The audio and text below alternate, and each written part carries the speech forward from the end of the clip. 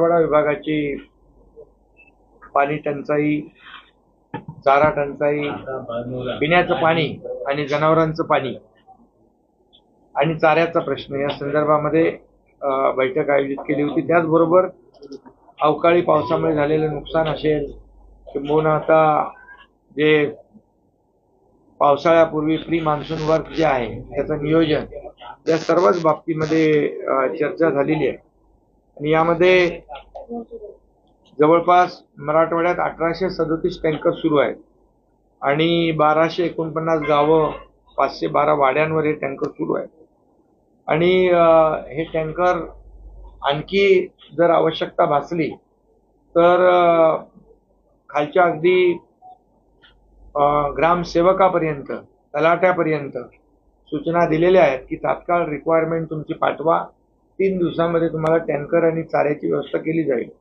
म्हणजे त्यामध्ये एक जाहिरात देखील काढलेली आहे की त्यामध्ये नंबर दिलेले आहेत प्रत्येक जिल्हाधिकाऱ्यांनी की आवश्यकता जर टँकरची वाढली, चाऱ्याचा प्रश्न असेल, टंचाई असेल तर तात्काळ त्या ग्रामस्थांनी त्या नंबरवर संपर्क करणे, त्यांना 3 दिवसाच्या आतमध्ये त्याची पूर्तता केली जाईल अशा प्रकारची तजवीज व्यवस्था या ठिकाणी केलेली आहे। पाणी देखील जे आहे स्वच्छ पाणी असलं पाहिजे, पाण्याचा दर्जा आणि गुणवत्ता तपासण्याच्या देखील सूचना दिलेल्या आहेत आणि मला वाटतं यामध्ये आपण पूर्वी जसं डीपीडीसी मधून चाऱ्यासाठी पैसे दिले होते, चारा उगवण्यासाठी, तर त्याचा मोठा परिणाम या ठिकाणी जाणवतो आणि जिल्ह्यामध्ये पुरेल एवढा चारा या ठिकाणी आहे। आवश्यकता भासली तर अधिकचा देखील आपण चारा उपलब्ध करण्याच्या सूचना दिल्या। त्यामुळे एकंदरीत सर्व जिल्हाधिकाऱ्यांकडून आढावा घेतल्यानंतर पिण्याचं पाणी, पिण्याच्या टँकर आणि जनावरांना पिण्याचं पाणी आणि चारा या बाबतीमध्ये कुठेही काही कमतरता भासू नये अशा प्रकारची सगळी तरतूद या ठिकाणी केले आणि कुठेही भासणार नाही अशा प्रकारच्या सगळ्या सूचना दिलेल्या आहेत। त्याचबरोबर जुने जे काही आपल्या ज्या पाणी पुरवठा योजना ज्या आहेत त्या पाणी पुरवठा योजना जुनी बिलं जी पेंडिंग आहेत, थकीत आहेत, त्यामुळे नवीन कनेक्शन देण्यासंदर्भात देखील सूचना दिल्यात की जुनं जे बिल आहे ते त्याचं काय करायचं ते नंतर बघू, परंतु त्यामुळे थकीत बिलामुळे पाणी पुरवठा योजना बंद पडू नयेत, बंद राहू नयेत, त्यामुळे त्याही सूचना दिल्यात आणि तशा प्रकारचं तात्काळ अंमलबजावणी होईल आणि यामध्ये आणखी भविष्यात देखील ती आपली भूजल पातळीची मध्ये घट आलेली आहे त्यासाठी जे रिचार्जिंग आहे, पुनर्भरण आहे, या संदर्भात जलयुक्त शिवार, जलसंधारण विभाग आणि जलसंपदा विभाग यांना देखील सूचना दिल्यात। वॉटर लेवल कशी वाढेल या संदर्भातलं जे काही उपाय करायचे आहेत, मग NGO आहेत, अनेक NGO आहेत, त्यामध्ये नाम फाउंडेशन आहे, art of living Shri Shri Ravishankar आहे, त्याच्यामध्ये आप्पासाहेब धर्माधिकारी प्रतिष्ठान आहे, अनेक NGO आहे, आपला आमिर खानचा पण काय पाणी फाउंडेशन आहे, मुथांचं जैन इरिगेशन आहे, असे अनेक NGO आहेत, त्यांची देखील मदत घेऊन यामध्ये गाळ मुक्त धरण आणि गाळयुक्त शिवार म्हणजे स्टोरेज कॅपॅसिटी वाढवणे। आता 1 महिना आपल्याकडे 1-1.5 महिना आहे, तर यामध्ये देखील जे काम सुरू आहे त्यांनी केलेलं, पण अधिक प्रभावीपणे मशिनरी त्यांना देणं, त्याचं डिझेल जे आहे आपण प्रशासनाच्या माध्यमातून डिझेल देण्याच्या सूचना दिलेल्या आहेत। त्यामुळे स्टोरेज कॅपॅसिटी वाढली की आपल्याला पाणीसाठा वाढेल आणि हे जे काही गाळ आहे तो देखील शेतकऱ्यांना उपयुक्त असा पडेल आणि शेतीला त्याचा फायदा होईल, तोही आपण सूचना दिलेल्या आहेत। त्याचबरोबर पाण्याचं जे काही नियोजन आहे ते नियोजन योग्य परिस्थितीमध्ये योग्य प्रकारे व्हावं, त्याच्या सूचना दिल्यात। काही ठिकाणी पिण्याच्या पाण्याला सगळीकडे प्राधान्य देण्याला आपण सूचना दिल्यात। कुठल्याही प्रकारचं म्हणजे पिण्याचं पाणी इतर बांधकाम असेल किंवा इतर काही कारणांसाठी न वापरता पूर्णपणे पिण्याच्या पाण्यावर फोकस करणं, पिण्याच्या पाण्याला प्रायोरिटी देणं, जनावरांच्या पिण्याच्या पाण्याला प्रायोरिटी देणं आणि चाऱ्याला प्रायोरिटी देणं, हे आपण सूचना त्या ठिकाणी दिलेल्या आहेत। त्याचबरोबर दुसरं मला वाटतं बियाणांचा जो विषय आहे, बियाणं आणि खतं, ती बोगस बियाणं मागच्या वेळेस तक्रार आली होती. यावेळेस बोगस बियाणांची जी काही तक्रार किंवा कोणी असा प्रयत्न करेल तर त्याला सरळ जेलमध्ये टाकण्याच्या सूचना दिलेल्या आहेत. कठोर कारवाई याच्यावर झाली पाहिजे. शेतकऱ्यांच्या जीवाची खेळता कामा नये आणि त्यासाठी व्हिजिलन्स म्हणजे कृषी विभाग तर त्यांचं काम करतो, परंतु प्रत्येक कलेक्टरला सूचना दिल्यात की व्हिजिलन्स स्क्वॉड तयार करा आणि व्हिजिलन्स स्क्वॉड तयार करून त्या ठिकाणी ज्या ठिकाणी म्हणजे गोडाऊन्स आहेत, म्हणजे दुकानदार हा शेवटचा घटक झाला, परंतु मेन सप्लायर आहेत त्यांच्यावर देखील आपण त्याचा सर्वे करून चौकशी करून तपासणी करून त्यामध्ये बोगस बियाणं आढळणार त्याची खात्री करून घ्या, अशा सूचना दिलेल्या आहेत. बियाणं आणि खतं मुबलक प्रमाणामध्ये आहेत, त्याच्यामध्ये कुठेही त्रुटी नाही आहे. आणि चीफ सेक्रेटरीने देखील सांगितलंय आपल्या शासन स्तरावरून देखील याला आपण प्रायोरिटी द्या. बोगस बियाणांमध्ये शेतकऱ्यांचं नुकसान होऊ नये आणि बोगस बियाणं किंवा जे काही काळा बाजार त्याच्यामध्ये होतो तो देखील होता कामा नये, यासाठी आपण पूर्णपणे तशा प्रकारच्या सूचना दिलेल्या आहेत आणि त्यावर पूर्णपणे कारवाई होईल. त्याचबरोबर पावसाळ्यापूर्वी जे काही प्री मान्सून वर्क आहे ती काळजी आपल्याला घ्यायची आहे. काही गावं जी आहेत आता अवकाळीमुळे काही नुकसान झालंय त्याचं युद्ध पातळीवर पंचनामे करा, त्यांचं नुकसान भरपाई द्या. पावसामुळे काही गावांचा संपर्क तुटतो, त्या गावांमध्ये औषधं धान्य साठा मुबलक प्रमाणामध्ये असला पाहिजे, यासाठी देखील आपण हे केलंय. साथीचे आजार होऊ नयेत याची देखील आपल्याला काळजी घेण्याच्या सूचना दिलेल्या आहेत.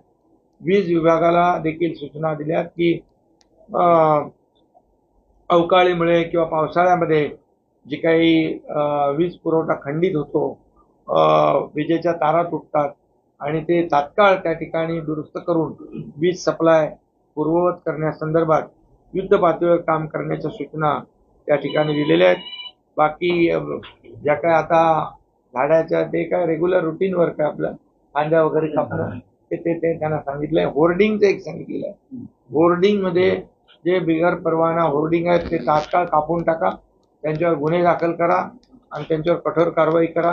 आणि त्याचबरोबर जे परवाने ज्यांचं लायसन्स आहेत, परवाना ज्यांना आहे, त्या देखील होर्डिंगचं स्ट्रक्चरल ऑडिट करा, कारण ते देखील पडून दुर्घटना होऊ नये यासाठी त्याच्यावर कारवाई झाली पाहिजे, याच्या सूचना दिल्या. त्याचबरोबर SDRF NDRF यांच्याशी संपर्क साधून कंट्रोल रूम जो आहे आपला तोही अद्ययावत करण्याच्या सूचना या ठिकाणी दिलेल्या आहेत.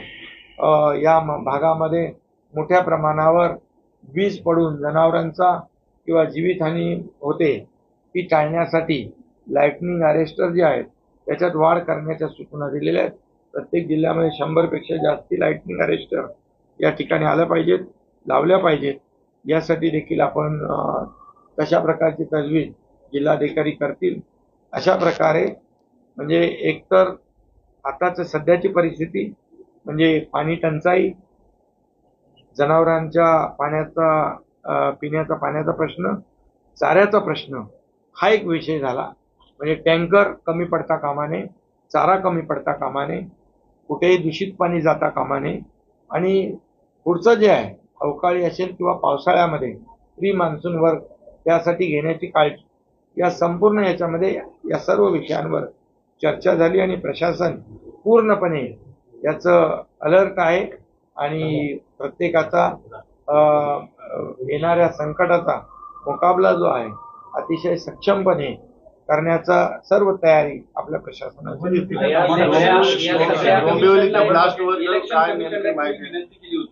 या सगळ्या परिस्थितीमध्ये अडचण होते आहे, त्यांनी परवानगी दिली ना, त्यांनी पण परवानगी दिली निवडणूक आयोग दिली की कारण ही शेवटी आपल्याला निवडणुका तर येतात जातात, परंतु शेवटी शेतकरी आपला आहे, त्याला अडचण होऊ नये म्हणून आम्ही परवानगी मागितली, त्यांनी परवानगी दिली. आणि यापूर्वी देखील मी स्वतः मुख्य सचिव आणि जिल्हाधिकाऱ्यांशी बोलत होतो, त्यांना सांगत होतो निवडणुका आहेत, निवडणुका होतील जातील, परंतु शेतकऱ्यांना कुठेही तोशीस लागता कामा नये, त्यांना अडचण होऊ नये. शेवटी हे सरकार जे आहे आपल्या शेतकऱ्यांना पाठीशी उभं राहणार आहे, वाऱ्यावर सोडणार नाही.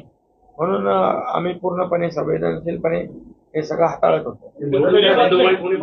गरीबाच्या नुकसानीचे 2000 कोटी रुपये आपण केंद्र सरकारला मागितले होते निवडणुकीपूर्वी, गरीबातल्या नुकसानीचे यावेळेसच्या. तर त्याचे केंद्र सरकारला म्हणजे त्याची टीम येऊन गेली, मदत सगळी पाहणी झाली. त्याचा पाठपुरावा काय ते मिळतील पैसे. मागचे 1700 कोटी मिळाले नाहीत अजून त्याच्या संदर्भामध्ये मराठवाड्याला असं तेही पैसे मिळतील. भिवंडीच्या ब्लास्ट डोंबिवली ब्लास्ट मध्ये काय 4 लोकांचा मृत्यू झाला आहे, कॅज्युअल्टी झालेली आहे. आणि तिथे आता रेस्क्यू ऑपरेशन सुरू आहे. तिथे खासदार स्वतः आहेत, कलेक्टर आहेत, सगळी टीम आहे आणि तिथे रेस्क्यू ऑपरेशन सुरू आहे. सीएम सर वारंवार त्या भागामध्ये ब्लास्ट होत आहेत. मागच्या वेळेस जो मोठा ब्लास्ट झाला होता, याचाही मोठा ब्लास्ट झालेला आहे. ते वारंवार होत. यामध्ये काय झालंय, MIDC अगोदर झाली, कंपन्या अगोदर आल्या, नंतर वसाहती झाल्या.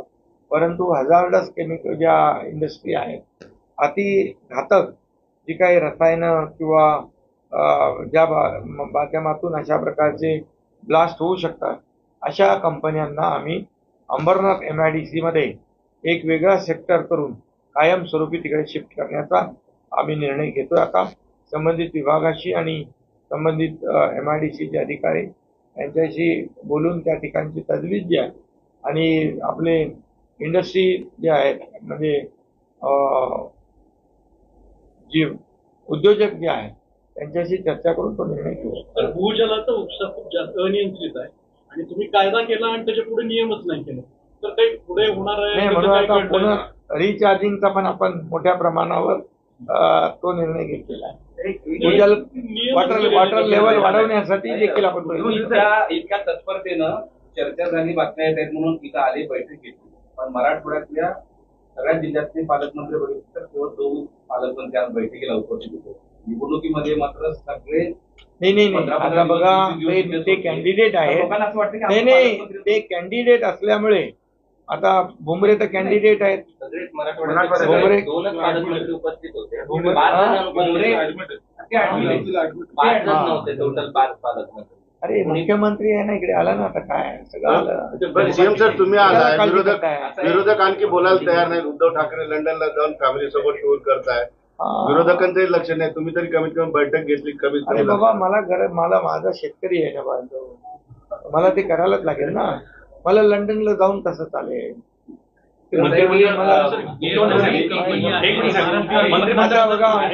बघा निवडणुका असू द्या नसू द्या, आमची बांधिलकी शेतकऱ्यांची. निवडणुका आहेत म्हणून आम्ही मतदारांकडे जातो असं नाही. आता निवडणुका संपलेल्या आहेत, आलो ना आम्ही. काही लोक निवडणुका फक्त मतदानापुरते मर्यादित असतात, लोकांशी संपर्कात असतात, त्यांच्यावर मी आज काय बोलू इच्छित नाही. पण आमची नाळ जी आहे, बांधिलकी आहे, शेतकऱ्यांच्या बरोबर आहे, नागरिकांच्या बरोबर आहे आणि आमचं कर्तव्य आहे म्हणून आलोय. निवडणूक आयोगाने पण शेतकऱ्यांना कर्ज मिळत नाहीये, त्यांच्या अडवणूक होते. दुसरे विमा पण सुद्धा त्यांना अद्याप मिळालेले नाहीये. त्या सगळ्या गोष्टींवर चर्चा झालेली आहे. कुठलीही अडचण राहणार नाही. अशा प्रकारचे जिथं काही राहून गेला असेल त्या तातडीने सॉर्ट आउट करण्याच्या सूचना दिलेल्या आहेत. काही मदत करायची, काही कुठे अडचण नाही, मदत करायची, मग काय कशाला बैठक घ्यायची. आता तातडीने जिथे टँकर पाहिजे टँकर, चारा पाहिजे चारा, जिथे जे जे काय पाहिजे ते सगळं मिळणार. चारा छावण्यासंदर्भात अनेक ठिकाणाहून मागणी होते, मात्र चारा छावण्या सुरू नाहीये. चारा छावण्यांची आवश्यकता अद्याप नाही. चारा इतका मुबलक आहे जो आपण अगोदर DPDCतून तो चारा उगवण्यासाठी पैसे दिले होते. त्यामुळे छावणीची आवश्यकता लागली पुढे तर ते पण करू आपण, काही प्रॉब्लेम. येल नावाची कंपनी आहे, 50,000 कोटी आपल्याकडे गुंतवणूक करणार होती, मात्र ती कंपनी आता मध्य प्रदेशात. या निवडणुकीच्या अगोदर हा विषय सगळ्यांना मदत केली जाईल. शेतकऱ्यांना कुठे वाऱ्यावर सोडणार नाही. राज्यातले उद्योग बाहेर, राज्यातले उद्योग हा विषय चर्चेला लावता. गेल सारखी कंपनी दाभोळ आणि संभाजीनगर पैकी कुठला तरी ऑप्शन शोधणार होती, म्हणजे त्यानंतर सुरू झालं, पण ती MP ला गेली आहे. आता त्याच्यावरून विधान परिषदेचे विरोधी पक्षनेत्याने आरोप केला आहे की हे बघा, मी आज तुम्हाला मी सांगतो, आरोप करायला काय लागतंय? तुम्ही वेदांताचा आरोप करत होते तेव्हा सरकार आमचं 2 महिन्याचं होतं. 2 महिन्यामध्ये कुठला वेदांता फॉक्सकॉन सारखा मोठा उद्योग जातो का येतो असं काय होतं का 2 महिन्यामध्ये? त्याला पूर्ण वर्ष 6 महिने तयारी करावी लागते. आणि आता मी तुम्हाला सांगतो 6 लाख कोटीचे जे उद्योग आज आम्ही आमच्या राज्यात आणले 2 वर्षामध्ये. 2 वर्ष पण कंप्लीट नाही झाली. 6 लाख कोटी आणि त्यातले 1,37 कोटीचं 70 ते 80% एक्झिक्युशन सुरू आहे. आणि आता पुन्हा 3,73,000 आणि तिकडून कमिटमेंट आम्हाला मिळाली ते 1 लाख कोटीची आता इथे येऊन मुंबईत केली. त्यामुळे 6 लाख कोटीचे एमओयू साईन झाले. आणि आता परदेशी गुंतवणुकीमध्ये महाराष्ट्र नंबर 1 ला आहे. महाविकास आघाडी 3 नंबरला गेली होती, 4 नंबरला गेली होती. आता नंबर 1 ला आपण आहोत. आणि आज इंडस्ट्री फ्रेंडली स्टेट म्हणून आज आपलं राज्य ओळखतंय. राज्यामध्ये इन्फ्रास्ट्रक्चर आहे, चांगलं पोटेन्शियल आहे, कनेक्टिव्हिटी आहे, स्किल मॅनपॉवर आहे. उगाच लोक येतात. पूर्वी लोक उद्योगपतीच्या खाली बॉम्ब लावायचे, पळून जायचे. आता ते नाही होत. आता होतं का? आता आम्ही पूर्ण उद्योजकांना सुरक्षितता दिली, रेड कार्पेट दिलंय, तिथे सिंगल विंडो क्लिअरन्स दिलाय, आम्ही सबसिडी दिली आहे.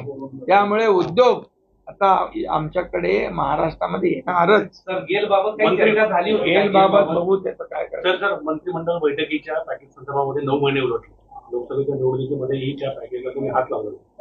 तुम्ही 45,000 करोड रुपये डिक्लेरेशन केलं. कुठल्या काय आपल्या मराठवाडा मंत्रिमंडळाचं. अरे बाबा तुम्हाला सांगतो शेतकऱ्यांना आज तुम्हाला सांगतो कुठल्या सरकारने दिले होते मग नुकसान भरपाई 15,000 कोटी. नाही तसं नाही. ऐका नाही ऐका आपल्या सरकारने तुम्हाला सांगतो एनडीआरएफचे नियम डावलले, बदलले. 2 हेक्टरचे 3 हेक्टर केले. एनडीआरएफच्या दुप्पट आपण दिले. सततचा पाऊस काउंट करत होते का? सततच्या पावसाचं नुकसान आपण काउंट केलं. 15,000 कोटी रुपये आपण नुकसान भरपाई दिली. आणि 35,000 कोटी रुपये शेतकऱ्यांना 6,000 रुपये कोणी दिले?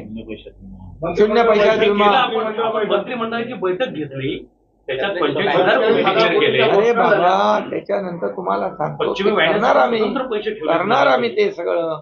तुम्ही आचारसंहितेत करू का? वेळ निघून गेला. 9 महिने झाले. तुम्हाला सांगतो 35 9 महिने झाले ना. 9 महिने झाले सर. 9 महिने काय? आता कोणी पाणी पुरवठा योजना कोण कम्प्लीट करतंय? कोण करतंय? शहर पाणी. आज नाही ऐका आज आपण 1 रुपयामध्ये पीक विमा योजना मराठवाड्याला लाभ नाही होणार. पीक विम्याचे फक्त 57 रुपये. पीक विमा योजनेचे जे पैसे आहेत त्या देखील सूचना दिलेल्या आहेत. ज्याला देय पैसे आहेत ते मिळतील. जो देणार नाही, जो लापरवाही करेल त्याच्यावर कारवाई होईल. मराठवाड्याकडे दुर्लक्ष आहे. बिलकुल. अरे मराठवाड्यात आलो ना आता. असं कसं होऊ सुप्रीम कोर्टात गेलं ते आता मराठवाडा वॉटर ग्रीड. अरे मराठवाडा वॉटर ग्रीड देवेंद्रजी मुख्यमंत्री असताना आम्ही मंत्रिमंडळ असताना आम्ही केली आणि महाविकास आघाडी आल्यानंतर बंद केली त्यांनी. आता आम्ही दिल्लीला प्रधानमंत्री महोदयांना विनंती केली आहे मराठवाडा वॉटर ग्रीड जे आहे पुन्हा आम्ही सुरू केलं आहे. त्याला लागणारे जे पैसे आहेत ते आम्ही त्यांच्याकडे मागतोय. आम्ही वर्ल्ड बँकेकडे पैसे मागतोय. मग मराठवाडा वॉटर ग्रीड जे मराठवाडा दुष्काळग्रस्त आहे तुम्ही बंद केला. अरे आता अजित पवार सोडा. आता कृष्णा विमा नाही कृष्णा विमा स्थिरीकरण कोण करतोय? 11,500 कोटीचं मंत्रिमंडळाच्या बैठकीत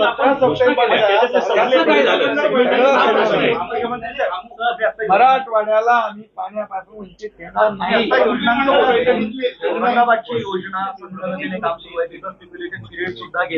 ते डिसेंबर मध्ये होणार कम्प्लीट. पिण्याच्या पाण्याची योजना पिण्याच्या पाण्याची योजना प्रॉब्लेम आहे. या योजना पूर्ण होऊ शकल्या पाणी 4 वर्ष पहिल्यांदा झालं इतिहासात. काय हायकोर्टच्या जजला पहिल्यांदा 65% काम पूर्ण झालंय आणि 200 कोटी रुपये आपण आता 25 MLD पाणी नाही करता साहेबांनी आम्ही पूर्ण सरकार पूर्ण लक्ष देणार. ज्या योजना अपूर्ण आहेत त्या पूर्ण करणार. सगळ्यात महत्वाचं पाण्याला प्राधान्य देणार. पाणी योजना एक वेगळा प्रश्न आहे. टक्केवारी सातत्याने वाढते. म्हणजे ऍक्च्युअल टक्केवारी असते आणि नंतर जे वेगळी टक्केवारी वेगळी येते, ही तफावत जी आहे, त्याच्यामध्ये संभ्रम निर्माण होतो. अरे कुठला आता काय बघा, तुम्हाला मी सांगू, आता बघा, आता मतदान झालं, मतदान 6 वाजेपर्यंत जेवढे लोक येतात ते सगळे लोक आतमध्ये जाणार. ते मतदान 10 वाजेपर्यंत चालतं, 9 वाजेपर्यंत चालतं. तुम्हाला आकडे 6 वाजता कोण देणार?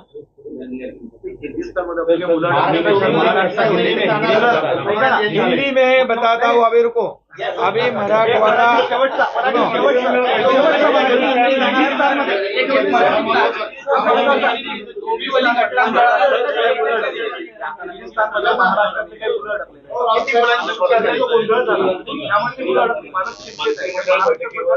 बिलकुल महाराष्ट्र सरकार केंद्र सरकारच्या बरोबर संपर्कात आहे. आणि बिलकुल तुम्हाला माहिती आहे, जेव्हा जेव्हा असा प्रसंग आला तेव्हा आपण पुढाकार घेतो. तर आज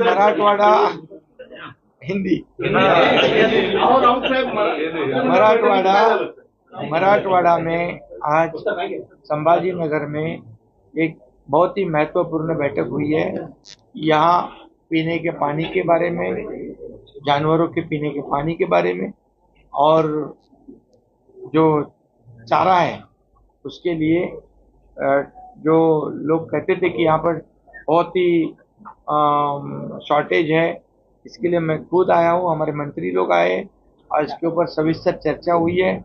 और इसमें जहाँ जहाँ टैंकर बढ़ा के चाहिए वो तुरंत देने का काम होगा. चारा जो जहाँ कम है उसको मिलेगा. पीने का पानी जो है जानवरों को उसकी पूरी तरतूद होगी, हो जाएगी. और एक जाहिरात निकाली है, एडवर्टाइज दी हुई है, जहाँ भी किसी गांव में आवश्यकता है 3 दिन के भीतर उसको टैंकर बढ़ा के मिलेंगे. जो भी आवश्यक चीजें हैं सब मिलेगी. और जो हमारी योजनाएं हैं, जो पानी पुरवठा योजना जो बिल के वजह से, पेंडिंग बिल की वजह से रुकी है, उसे आदेश दिए गए हैं. पेंडिंग इश्यू जो है बिल का वो अभी नहीं निकालेंगे, उसको तुरंत कनेक्शन देंगे और पानी पुरवठा योजना उसमें से पानी मिलेगा. ये आज पूरी बहुत ही सविस्तर बैठक हुई है, सभी जिलाधिकारी थे. और मराठवाड़ा में किसी भी हालत में किसी को भी कोई भी शॉर्टेज का सामना नहीं करना पड़ेगा. उसके जिम्मेदार सरकार ने ली हुई है. और जो जहाँ बेमौसम बारिश हुई है, उनका नुकसान हुआ है, उनको भी पैसे मिलेंगे, उनका पंचनामा करने का आदेश दिया है.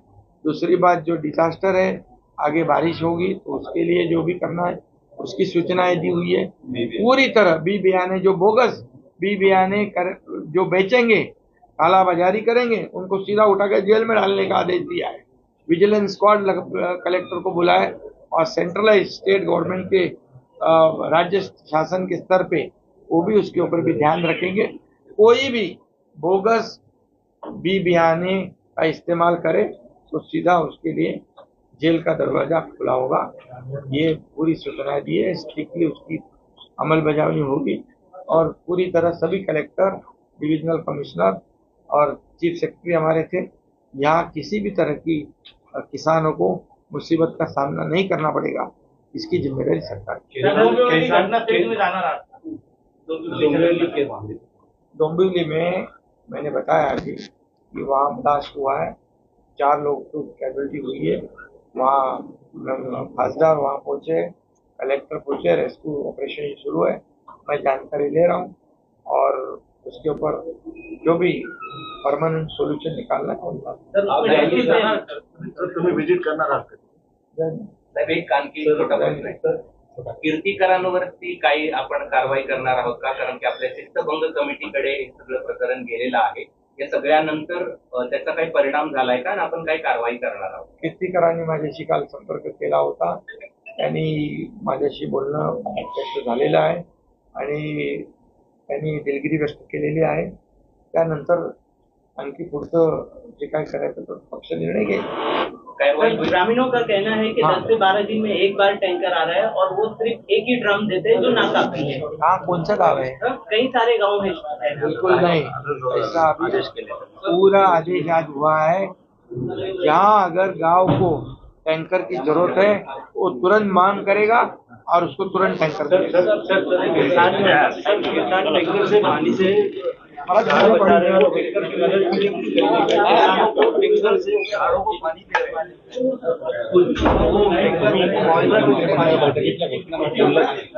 की आमचं बजेट असतो विकास राऊत